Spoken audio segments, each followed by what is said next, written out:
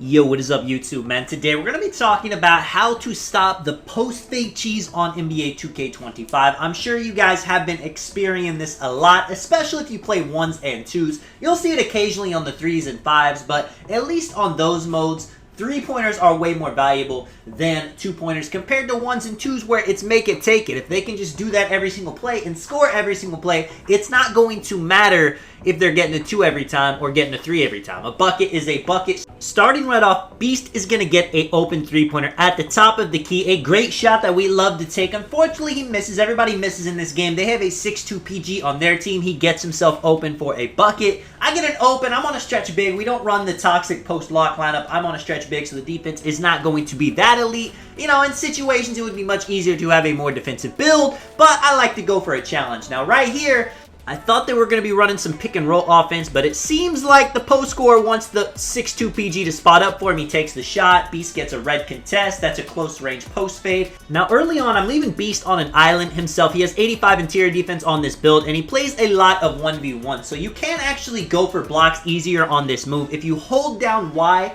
while pressing and holding RT, you're actually going to go for an aggressive block, and that's going to give you a much better chance to block the shot or get a tight or very tight. Now, unfortunately with this glitch, it doesn't matter how well the defense is because as you guys can see, he just hit 3 reds in a row. At that point, I absolutely know we're not going to get a stop. This guy's not somebody that's going to miss. A lot of people will get nervous if you jump at it and they will miss, but this guy, he's got it down to a T. He goes for it again. I don't get there in time, and that means he is 4 for 4, all reds. The 6'2 PG, he's different from a lockdown. He's actually got a good shooter at his hash, so it's going to be a bit tougher to lean him, but what you got to do, man, and this is how you stop the post tees. You got to make a play. You got to go for a steal. You got to go for a double team, hold LB. That can end up giving him a trapper animation to make him pick up the ball. You have more of a chance of blocking the shot if you are going for 2 people jumping instead of 1. And I'm telling Beast, all right, he wants to do this. Let's go right back at it, you know.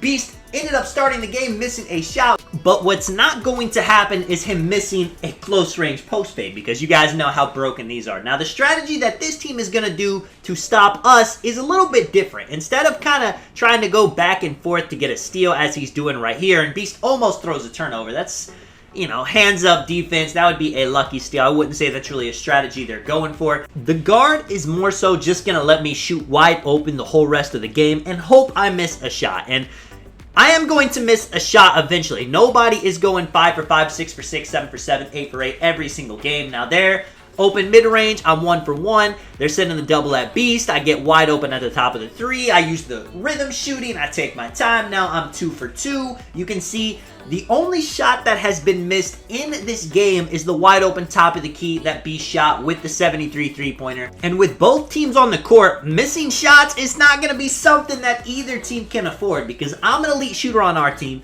The point guard on the other team is an elite shooter. Both bigs have the ability to do this close range post fade cheese every single time, and they are trying to go for a steal. Definitely use all the fouls at your disposal. There's no reason not to, especially too since the 6'2 PG is going to have high steal on his build. Every small guard is going to use that as their first line of defense. I catch the ball, I'm taking my time, I'm taking the jump shot. That's 3 shots in a row made for me after I got that steal and hit that fadeaway, so you guys know how it goes. The green window will move after you start greening some shots, so I'm keeping that in mind. I'm making sure to watch my players' hands rather than just shoot off muscle memory, which worked well in a lot of 2Ks, but in NBA 2K25, it's just not going to do it. Beast doing a little bit of this post spin.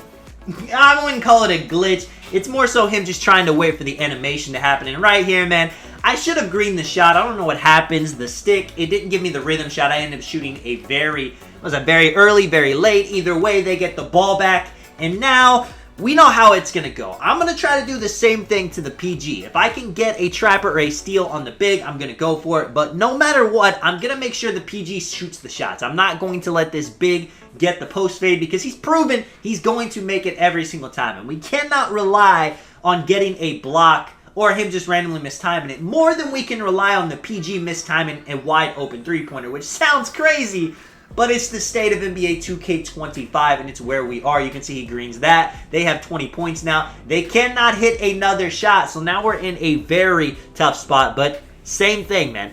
I got to make sure the PG is the one that takes the shot rather than the center because the center will green it. Beast goes for a reach right here. Now, that's a desperation reach. You're never going to get a pluck if they're holding LT and you're against them like that. But it did burn some of the shot clock. Ideally, if you can foul a team with 14 seconds left, they inbound the ball with 14 seconds, and by the time they get into their offense, there's going to be about 10, 9, 8 seconds left. That can be helpful in speeding them up. Now, Beast gets a very clutch block, like I said. He's holding Y while holding RT, going for the aggressive block every single time, and it ends up working out well. Beast dots me right here. I run it out. Like I said, we're not trying to do anything that wouldn't be 100%, and what's going to be 100% is this post-fade cheese that I've got good news for you guys. 2K is patching this at the start of Season 2. I've heard it from the grapevines, you know. I don't think I'm supposed to be able to confirm it in a video, but, you know, wink, wink, it is confirmed. I got one more bonus gameplay you guys are going to see of me on my 6'9" stretch big on the threes. Just a chill gameplay to end the video.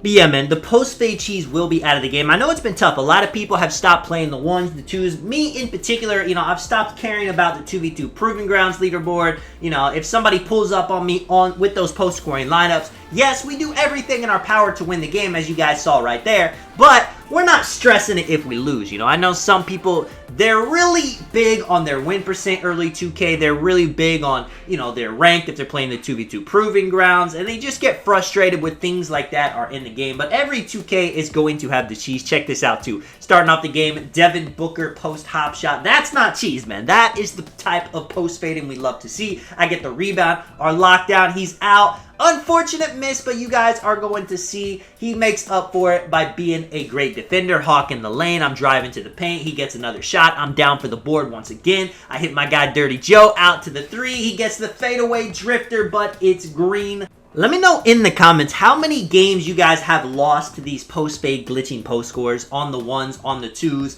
How frustrating it has been to play. Like I said, man, I play a lot of 1s, whether that's Proving Grounds, Theater, Ante Up. I play a lot of 2v2, same thing, Park, Ante Up, Proving Grounds, and I've probably lost, you know, 10, 20, 30 games to it. You do everything you can to strategize for it, you know, do whatever you can to make sure that maybe you're getting strips, maybe you're getting blocks, maybe you're trying to make sure the other player beats you, but at the end of the day, it's an exploit in the game that 2K should have patched a long time ago. Just like the Proving Grounds dashboarding glitch, 2K is going to be looking at that. And that's not confirmed, but you know, I have my hopes very high that that's going to fix for Season 2. So hopefully in Season 2, you know, things like the Proving Grounds without the post-fade cheese, without the dashboard glitch, the game will be a bit more legit and it'll be a lot more fun to actually grind those game modes, you know, try to get to the top. You can see right here, we're running some pick and roll, pick and pop. I get hit at the top of the key. It looks like he closes out, but that shot is actually open. A quick 9 points. I'm getting lots of offensive rebounds for our team. I'm resetting with Joe. I'm telling him, try to run. I'm going to hold the screen right here since I've been slipping a lot. They end up doing an insta switch. The guys we're going against, you know, they're playing like the normal stage sweat teams where they're trying to avoid giving us too many threes, but at the end of the day, we're getting a ton of extra possessions. We're getting easy 2-pointers, and they're working very hard. I mean, we have a lockdown.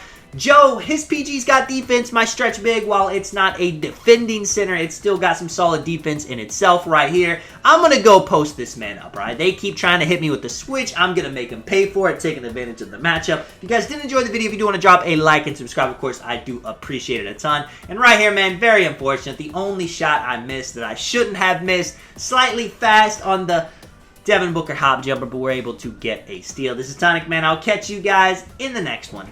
I'm out.